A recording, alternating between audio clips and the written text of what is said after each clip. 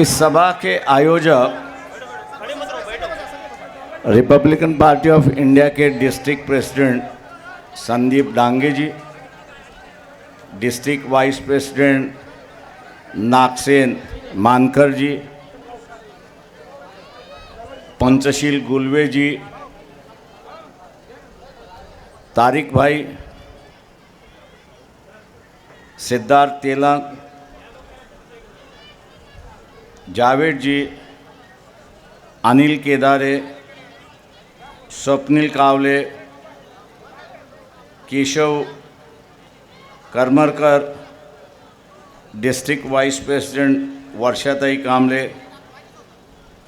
और district vice president दूसरे जो महिला आघाड़ी आरती काकीनाडा जी और ये जमात उलमा के सभी पदाधिकारी, फारूक अहमद, उपस्थित सभी दोस्तों, भाइयों और बहनों,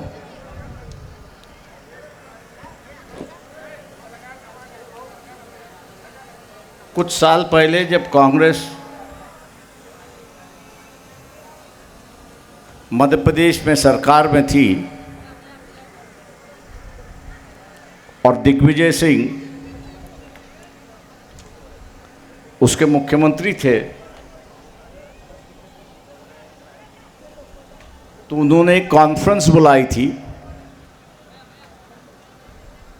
दलित उद्धार की कॉन्फ्रेंस बुलाई थी। दलितों के लिए क्या करना चाहिए उसके लिए कॉन्फ्रेंस बुलाई थी। 2 दिन की कॉन्फ्रेंस थी।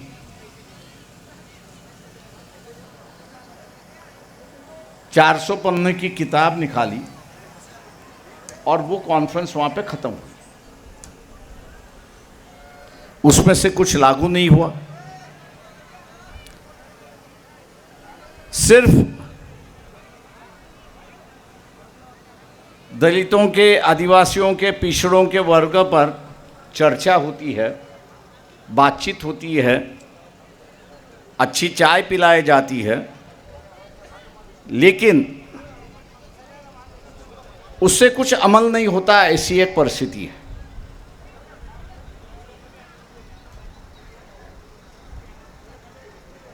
बाबा साहब के नाम से तेलंगाना की सरकार ने, मुख्यमंत्री ने, चंद्रशेखर राव ने बाबा साहब की एक बड़ी मूर्ति हैदराबाद में खड़ी की है। एडमिनिस्ट्रेशन बिल्डिंग है, उसको नाम भी बाबा साहब का दिया है। मैं उनकी सराहना करता हूँ, उनको धन्यवाद भी देता हूँ।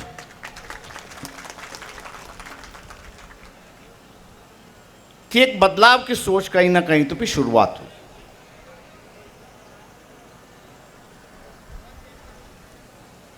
लेकिन अगर हम इसमें ही संतुष्ट मानेंगे तो ये मैं मान के चलता हूं हम लोग बाबा साहब के तौहीन कर रहे हैं।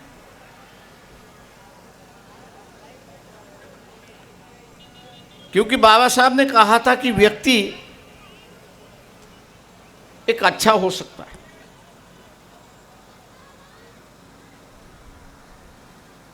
इसमें कोई दो राह नहीं, लेकिन उस व्यक्ति को अच्छा ही रहने के लिए, उस व्यक्ति को अच्छा रहने के लिए, चुने हुए रास्ते पर रखने के लिए अगर हम लोग का प्रयास नहीं होता है तो वो अच्छा व्यक्ति भी बुरा व्यक्ति बन जाता है। इसलिए नहीं कि वो बुरा बनना चाहता है, वो इसलिए बुरा बनता है कि जो लोग बदलाव नहीं चाहते, जो लोग बदलाव नहीं चाहते, वो उस पे हावी हो जाते हैं और उसको मजबूर करते हैं कि भैया अभी तू बदल जा। और फिर हम लोग ये कहते भैया अच्छा आदमी बुरा हो गया। लेकिन हम लोग का प्रयास क्या रहा, हम लोगों की क्या कोशिश रही, हम लोगों की क्या कोशिश रही कि वो जो अच्छा आदमी है वो अच्छा ही रहे। हम लोग जब तक प्रयास नहीं करते तब तक वो अच्छा आदमी अच्छा नहीं रहेगा, क्योंकि उसको दोनों तरफ से मार पड़ती है। फुटबॉल होता है, कभी इस गोल में कभी उस गोल में। आपको अगर अपने गोल में रखना है तो आपको खिलाड़ी बनना होगा, खेलना होगा, और तब जाके ये अच्छा आदमी जो है वो आपके गोल में रह सकता है।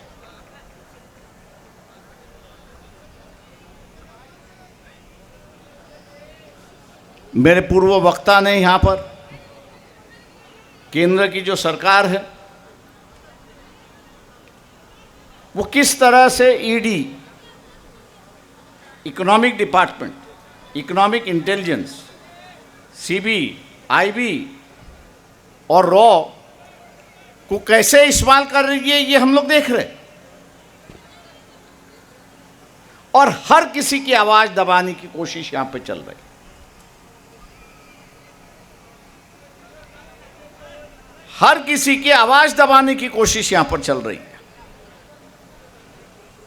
मैं आप लोगों से पूछता हूं, जमाते उलमे हिंद भी यहां पर बैठे, उनसे भी पूछता हूं कि भैया आपके घर में अगर ईडी आई, जैसे आम लोगों के घर में ईडी आती है, और ईडी के अधिकारी ने कहा भैया ये दबाना है या खुलाना है, झट के अपनी आवाज़ निकालती, नहीं भैया इसको दबाना है, तो वो कहता है दबाना है तो इसकी कीमत है। अगर कीमत नहीं देना है तो तिहाड़ जेल है, कीमत दोगे तो आज़ादी होगी। तो आम आदमी क्या चाहेगा, भैया जो कुछ तो ले ले, लेकिन मेरी आज़ादी बरकरार रखना, मेरी आज़ादी जो है बरकरार रखना। आज जितने भी मुस्लिम लीडरान है, संगठन है, या आम आदमी भी है, जिन नेताओं पर विश्वास रख रहा है, जिन संगठनों पे विश्वास रख रहा है, क्या उन पर ईडी के केसेस है या नहीं है? क्या ईडी के और सीबीआई के दायरे में वो आ चुके हैं या नहीं आ चुके? अगर वो ईडी और सीबीआई के दायरे में आ चुके हैं और मोदी और अमित शाह ने कहा हमसे समझौता करते हो या जेल में जाते हो, तो वो क्या स्वीकारेंगे?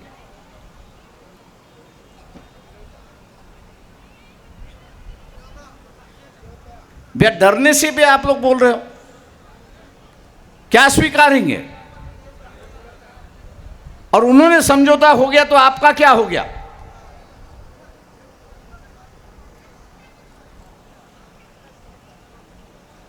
आप तो 12 के भाव में चले गए।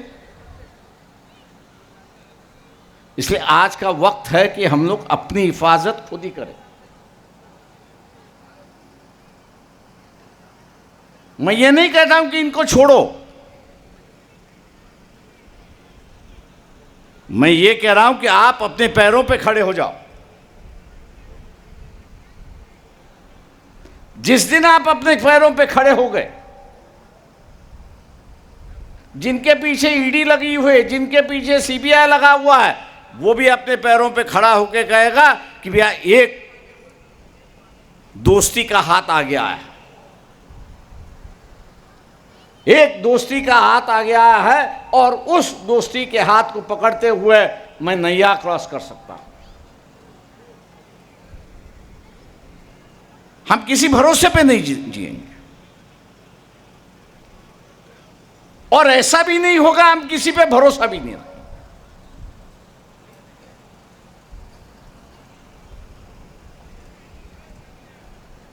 हम परिस्थिति देखते हुए चलते रहेंगे, ऐसी एक बात है।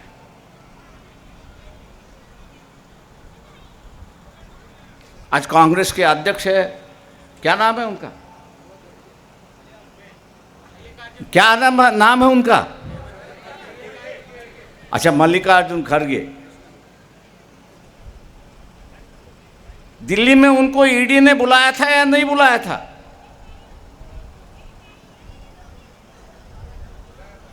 बुलाया था ना। अब उनको जब बुलाया गया है तो नीतीश कुमार की 12 तारीख की मीटिंग का क्या हो गया? कोई कह रहा है मैं इंग्लैंड जा रहा हूं, कौन कह रहा है मैं अमेरिका जा रहा हूं, कौन कह रहा है नहीं मेरा प्रोग्राम है मैं जा नहीं सकता हूं। और आज ही के अखबार में न्यूज़ आई है कि नीतीश कुमार ने कहा कि भैया जो पक्ष का अध्यक्ष है वो ही आएगा, दूसरा तीसरा कोई नहीं आएगा। एक अच्छी बात उसने कही, वो आप लोगों के लिए अच्छी बात है। दूध का दूध पानी का पानी वो दिखाना चाह रहा है। दूध का दूध पानी का पानी वो दिखाना चाह रहा है कि कौन नेता लड़ सकता है और कौन नेता किस पार्टी का अध्यक्ष लड़ सकता है और किस पार्टी का अध्यक्ष लड़ नहीं सकता, वो दिखाने की उसकी एक कोशिश है। वो एक आपसे कह रहा है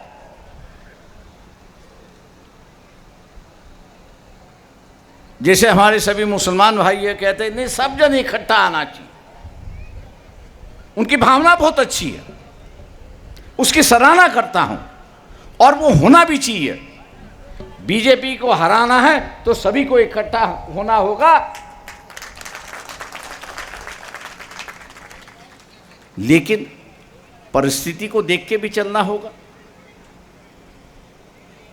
मैंने जैसे कहा कि खड़गे जी है, 80 उम्र हो चुकी है, अब 80 की उम्र वो जेल जाएंगे या बाहर रहेंगे? बाहर रहेंगे।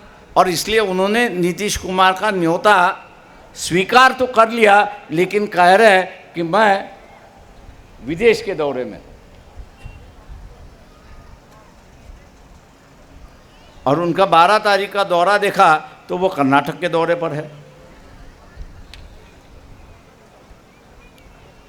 मतलब इस परिस्थिति का भी हम लोग को सामना करना हो।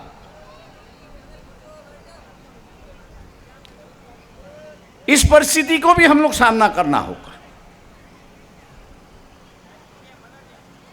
और इस परिस्थिति को कंट्रोल करना है, नियंत्रित करना है, तो फुले शाहू बाबा साहब अम्बेडकर के विचारधारा को मानने वाले हैं, उनको एक अहम भूमिका मुसलमानों के साथ बैठ के निभानी होगी। एक अहम भूमिका निभानी हो। सेक्युलर लोगों के साथ में बैठ के एक अहम भूमिका निभानी हो। आप अगर टाइट रहे,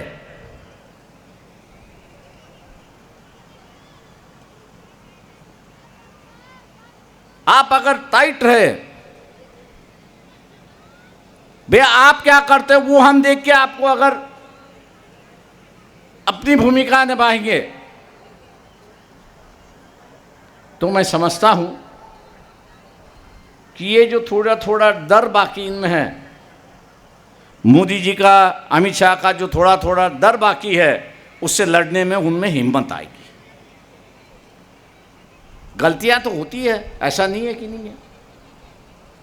ऐसा नहीं है कि खड़गे ने 2 जन को चाकू लगा दिया, मार दिया है, किसका खून किया है। संगठन चलाते समय कुछ पैसा किसी को ज्यादा दिया, अब उसी को पकड़ के मोदी चल रहे। बे तुमने इसको पैसा ज्यादा क्यों दिया?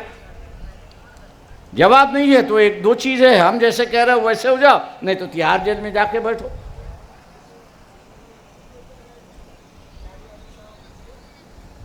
और मैंने इसलिए बंबई की मीटिंग में कहा था, सोनिया गांधी, राहुल गांधी से विनती की थी,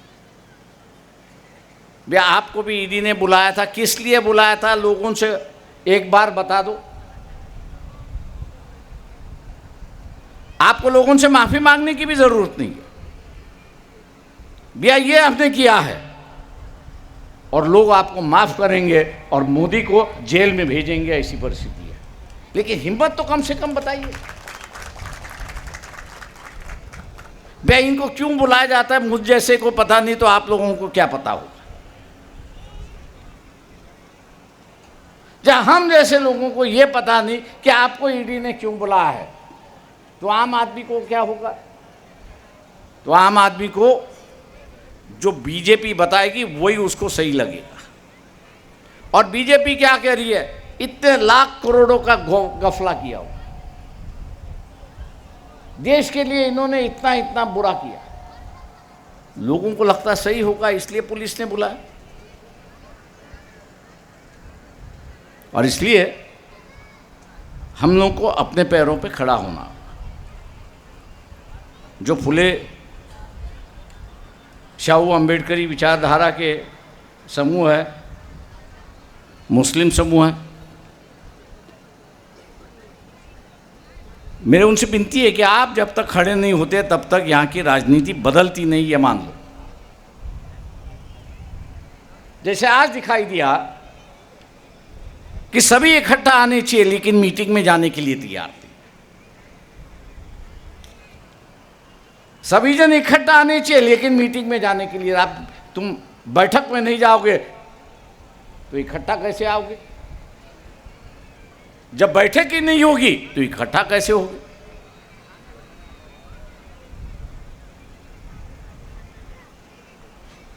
तेलंगाना में मैं कह सकता हूं कि राजनीति थोड़ी सी स्पष्ट है। एक तरफ बीआरएस है, दूसरी तरफ बीजेपी है, तीसरी तरफ कांग्रेस है, छोटे मोटे दल दूसरे हैं। यह दावे के साथ कह रहे हैं कि हम सभी सीटें 119 सीटें लड़ेंगे, और उनकी तैयारी चल रही है।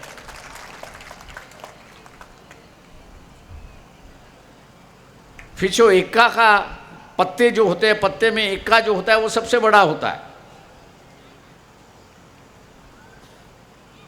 मैं मुसलमानों से आग्रह कर रहा हूं, फुले शाहू अम्बेडकरवादियों से आग्रह कर रहा हूं, ये इक्का का तुरुप जो है वो आप बनो, जिसके झोले में आप इक्का डालोगे उसकी सत्ता आई। लेकिन उसके पहले ही हमने कहा नहीं भैया ये अच्छा है, ये अच्छा है, ये अच्छा है, तो अब हार गए। कौन अच्छा है कौन बुरा है इसकी कहने की जरूरत नहीं। ये जो सेकुलर हिंदू किसकी तरफ जा रहा है, कांग्रेस की ओर आ रहा है, चंद्रशेखर राव की तरफ जा रहा है। उसके साथ में हम लोग जिसके साथ जा रहा है उसके साथ में जुड़ गए, तो उसको हम लोग ने जीता दिया और बीजेपी को हरा दिया। नेशनल पॉलिटिक्स राजनीति, राष्ट्रीय राजनीति वही होनी चाहिए, स्टेट की राजनीति अलग से चलती है। आज जो बीजेपी दावा के साथ कह रही है कि हम अगली बार आए तो संविधान बदलेंगे,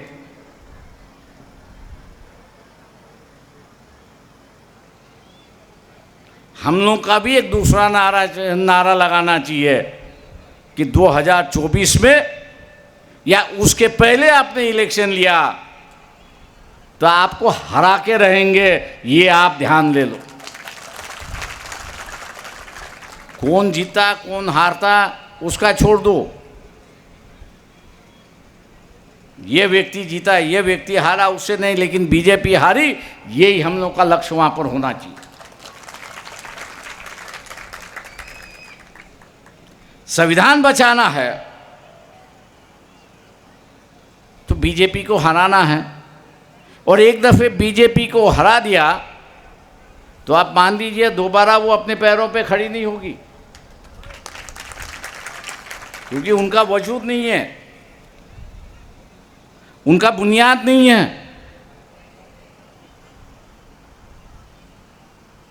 आज वो डरा के सत्ता पे आ रही है, तोड़ फोड़ करके सत्ता पे आ रही है। इसको खरीदिए, उसको फोड़ो, उसको टोको, ईडी की इंक्वायरी लगा दो, एक डर पैदा करो। दया और भय की राजनीति का बीजेपी पनपना है। जिस दिन सत्ता गई उस दिन ना वो डर बता सकती है, ना वो भय बता सकती है, लेकिन उसको ही डराने का काम हम लोग यहाँ पर बैठ के कर सकते हैं।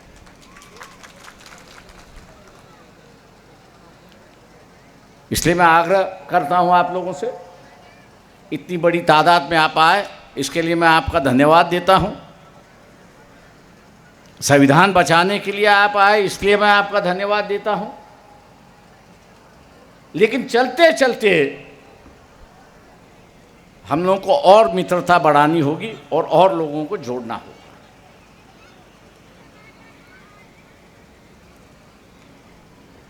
मान लो अगली सभा तेलंगाना में कही है, इससे दुगनी भीड़ हो गई, इससे दुगनी भीड़ हो गई, तो भीड़ भी अपनी एक संदेश देती है। जैसे आज माइक पे कहते हुए मैं एक संदेश दे रहा हूं, अपनी बात कह रहा हूं, उसी तरह भीड़ भी एक संदेश देती है, अरे भैया ये तो 10 लाख में इकट्ठा हो गई, ये तो अभी कुछ भी कर सकते हैं। ये आम लोगों की बिना कहने हुए भावना हो सकती है, और वो भावना हमको पैदा करनी है कि आज के बाद भीड़ जनता को ये कहेगी कि भैया संविधान बचाने के लिए हम लोग आ चुके हैं, आप चिंता ना करो, हम लोग के साथ में जुड़ जाओ। यही संदेश हम लोग को वहां पर देना है।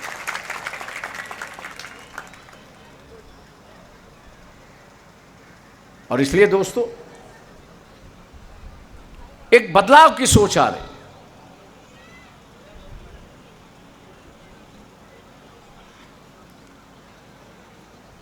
अब जो है मुसलमानों के लिए, दलितों के लिए, ओबीसीयों के लिए सिंबॉलिक राजनीति नहीं चली, सिंबल की राजनीति नहीं चली। अब वो जो है वो सही मानने चल रहे हैं। भी असलियत क्या है ये बताओ। जैसे मेरे पूर्व वक्ता ने कहा कि भैया इस साल जो है और पिछले साल जो है बंधु योजना के माध्यम से 10-10 लाख कुछ परिवारों को मिले, कुछ परिवारों को नहीं मिले। एक बार सभी को मिलेगा ऐसा नहीं है, लेकिन हर साल अगर चलती रही ये योजना, अगर हर साल चलती रही, हो सकता है कि एक 10 साल के अंदर आधी जनता तक हम लोग वहां पर पहुंच सकते हैं और उसकी आर्थिक व्यवस्था हम लोग बदल सकते हैं। लेकिन ये 10 साल के लिए व्यवस्था चलनी चाहिए, उसकी जिम्मेदारी हम लोग की है। ये हम लोग कैसे चलाएंगे? ये भीड़ की ताकत पे हम लोग चला सकते। सत्ता पे कोई नहीं चाहता, हर कोई सत्ता चाहता है, और जिस किसको सत्ता चाहिए उसे कहेंगे भैया सत्ता आप ले लो, योजना हमारी होगी, सत्ते पर आप बैठो, योजना हम लोग देते, ताकि दलितों का हो, आदिवासियों का हो, अक़लियतों का हो, ओबीसी का हो, भला हो।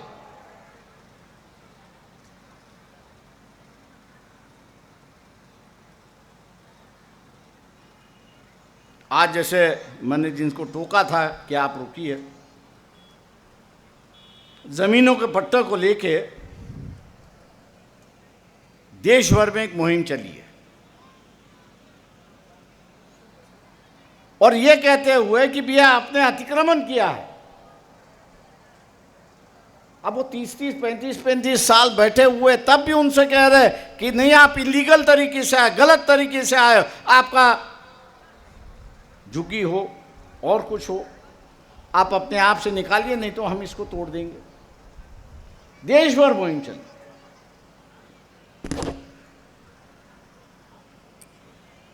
कुछ अधिकारी मुझसे आए कि आप हमसे मदद करिए, तो मैंने कहा मैं मदद करने के लिए तैयार हूं, आपको एक पैर पर मदद करने के लिए तैयार है। तो बोले सही मदद करेंगे। मैंने कहा सही मदद करिए। मैंने कहा गाड़ी बुलाइए। बोले क्यों? मैंने कहा इनका सामान गाड़ी में तो कम से कम रख दे। तो बोले गाड़ी जाएगी कहाँ? मैंने कहा आपके घर पे जाएगी। बोले हमारे घर पर क्यों? क्यों आप तोड़ने आए हो? भैया वो रहेंगे, आपके साथ रहेंगे, आप उसको तोड़ना है तो तोड़ दीजिए, लेकिन इनको कहीं ना कहीं तो ये बसना होगा। आप अधिकारी हो, सरकारी सर्वेंट हो, इसलिए आपके साथ अगर रहे तो वो सुकून से रहेंगे, इनको कोई तकलीफ नहीं। तो अधिकारी का ऐसा कैसा हो सकता है? मैंने कहा सरकारी मकान है, वो आपका मकान नहीं है, वो सरकारी मकान है, इसलिए ये भी सरकारी मेहमान आपकी तरह हो जाएंगे, आपको चिंता क्यों है? उनका साथी जो था वो कह रहा था यहां से निकल सकते हैं अपन, नहीं तो ये जो 80 झुग्गी झोपड़े में रहने वाले जो है, इनका सामान यही भरेगा गाड़ी में और अपने घर पे भेज देगा और कहेगा भैया इसको यहां से निकाल दे।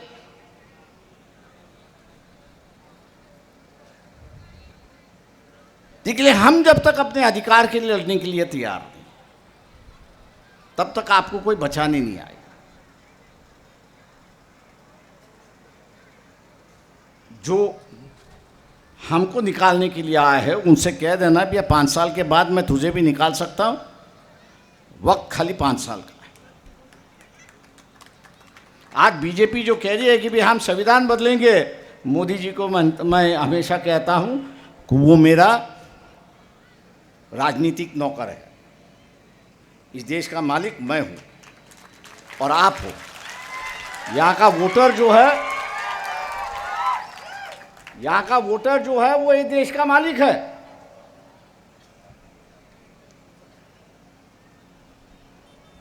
और उसको आपने चुन के दिया है 5 साल के लिए, संविधान के दायरे में रह के तो सत्ता चलाते रहे। आपने उसको नियुक्ति किया है तो आपका क्या हो गया? वो क्या हो गया? आवाज नहीं आ रही? तो फिर इससे डरना क्यों?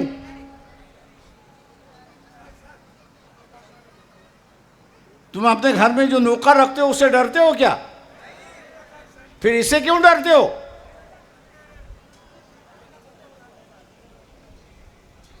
इससे क्यों डरते हो?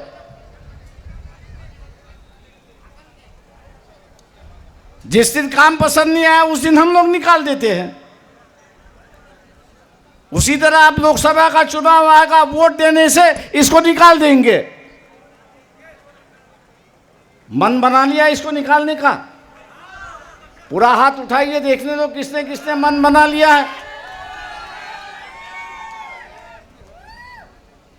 5,000 दिया तो भी मन बना लिया है, 5,000 दिया तो भी मन बन लिया है। आधे हाथ जैसे मैंने 5,000 कहा वैसे नीचे आ गए।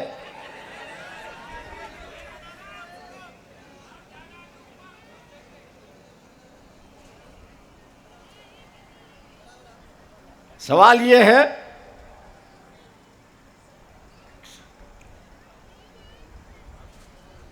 मालिक ने मालिक की तरह रहना चाहिए। सवाल यह है कि मालिक ने मालिक की तरह रहना चाहिए।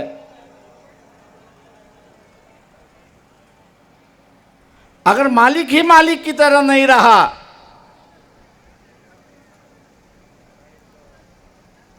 तो इस देश में आंधाधुंधी शुरुआत होगी, इसको याद रखना। देश की परिस्थिति बेकाबू हो जाएगी, ऐसी परिस्थिति है।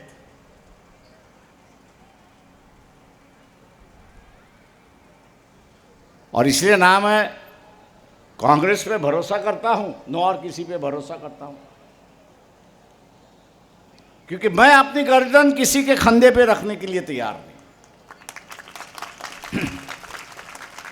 पता नहीं कब वो छुरी चलाए और मेरी गर्दन ही अलग कर दे। इसलिए हमेशा अपनी गर्दन जो है अपने कंधों पर ही होना जरूरी है, और अपनी गर्दन अपने कंधों पर रखना है तो बाबा साहब का संदेश जो है वो हमने हमेशा याद रखना चाहिए भैया किसी के साथ जाना है तो हमेशा जाइए, उसमें कोई एतराज़ नहीं। किसी के साथ जाना है तो बेशक जाइए, लेकिन जाते समय अपनी झुग्गी तोड़ के मत जाइए।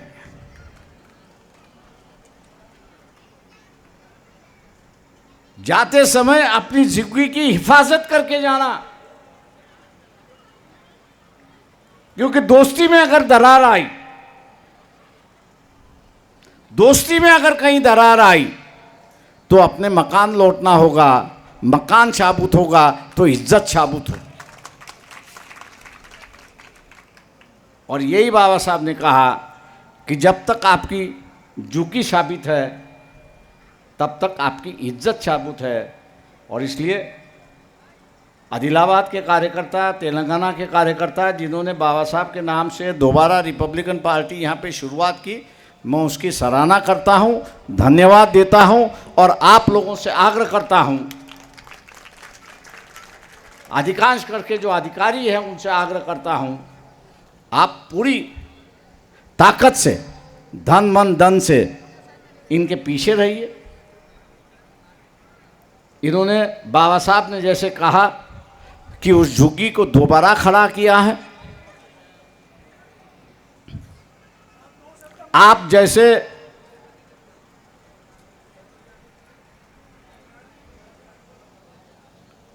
पार्टी के रैली में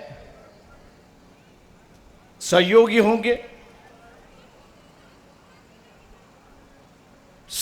होंगे, वैसे वैसे पार्टी का नाम तो बढ़ता जाएगा, लेकिन ये जो फुले शाहू अम्बेडकर मतदार जो है,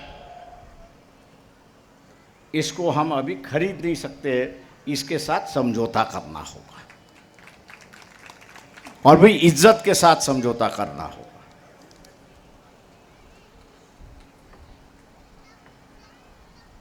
आज का जो माहौल है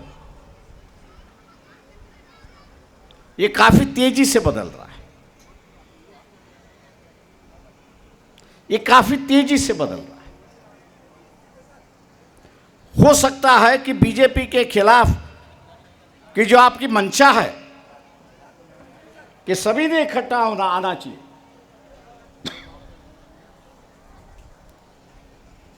जो आपकी मंशा है कि सभी ने इकट्ठा आना चाहिए, हो सकता है कि उसमें से कुछ ना आए भी।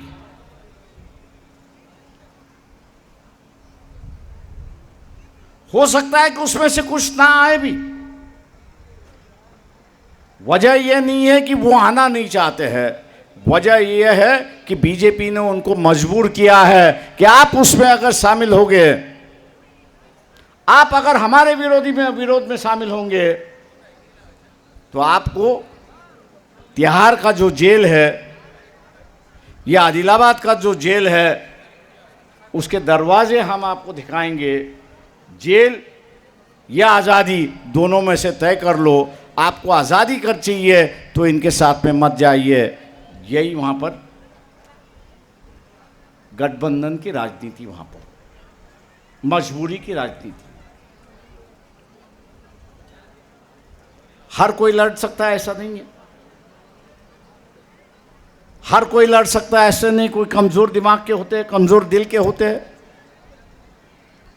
जो कमज़ोर दिल के हैं वो शायद इकट्ठा नहीं आएंगे, लेकिन जो भी इकट्ठा हो, बीजेपी के खिलाफ जो भी इकट्ठा हो, उनके साथ हम लोग रहेंगे, उनको हम साथ देंगे। लेकिन साथ देते समय उनको भी हम लोग परखेंगे कि वो सही मायने में बीजेपी के खिलाफ लड़ रहे या नहीं लड़ रहे। इसलिए हम लोग अपनी एक आइडेंटिटी, अपनी एक पहचान जो आज आप लोग ने बनाई है उसको बरकरार रही है। इन्हीं लफ्ज़ों के साथ मैं अपना यहाँ पर रुकता हूँ। शांतिपूर्वक आपने सुना, इसके लिए आपको धन्यवाद। जय भीम।